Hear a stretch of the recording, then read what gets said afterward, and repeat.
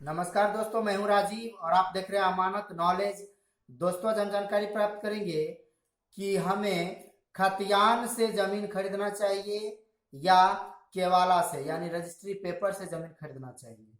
तो दोस्तों, इसकी जानकारी आज हम प्राप्त करेंगे और जानकारी प्राप्त करने से पहले आप हमारे चैनल पर नए हैं तो चैनल को सब्सक्राइब कर लीजिए और बेल आइकन प्रेस कर दीजिए। चलिए आगे जानकारी प्राप्त करते हैं।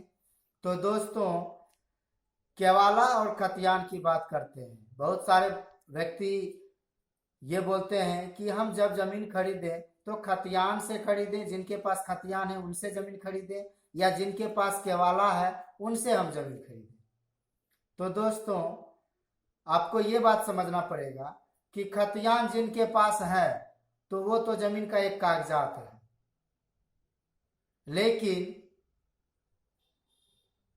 सरकार के पक्ष में आपका कागजात 100% प्रूफ देता है या नहीं, आप सरकार को टैक्स देते हैं या नहीं। अगर ये सही से है तब जो है खतियान भी है तो आप उससे जमीन खरीद सकते हैं। खतियान के साथ साथ उसका जमाबंदी उस खतियान का कायम है, उसका लगान रसीद कट रहा है, तब जो है आप उससे जमीन खरीद सकते हैं।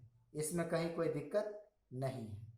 अब बात करते हैं कि जिनके पास केवाला है तो क्या हम उनसे जमीन खरीद सकते हैं। तो दोस्तों, कंडीशन सेम है, बस फर्क इतना है कि वो खतियान था और ये केवाला है।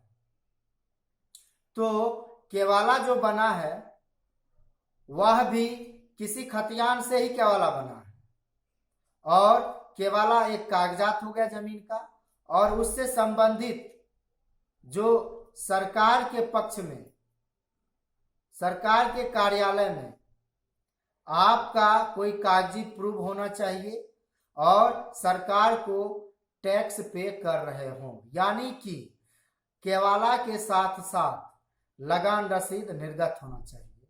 अगर केवाला है यानी रजिस्ट्री पेपर है और उससे संबंधित उसका लगान रसीद है तो आप उस जमीन को भी खरीद सकते हैं।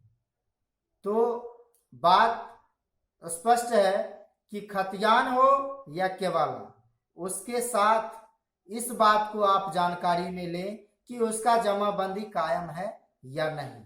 जमाबंदी कायम है, अगर उसका लगान रसीद कट रहा है, करेंट रसीद कट रहा है, तो आप उस जमीन को खरीद सकते हैं।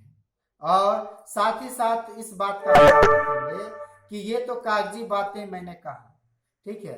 आपके पास कागजी प्रूफ 100% है, आप जमीन खरीद लिए, ठीक है, लेकिन खरीदने से पहले आप उनका दखल कब्जा भी देखें, क्योंकि बहुत सारे व्यक्ति ऐसे हैं जो जमीन बेचकर निकल लेते हैं लेकिन उनका दखल कब्जा उस पर नहीं होता है, जिसके कारण खरीदने वाले लफड़ा में पड़ जाते हैं, उनको परेशानी हो जाती है।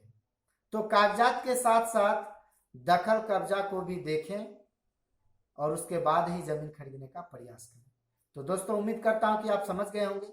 अगर समझ में आ गया तो वीडियो को लाइक शेयर करना ना भूलें। मिलते हैं नेक्स्ट वीडियो के साथ, तब तक के लिए अलविदा। थैंक्स।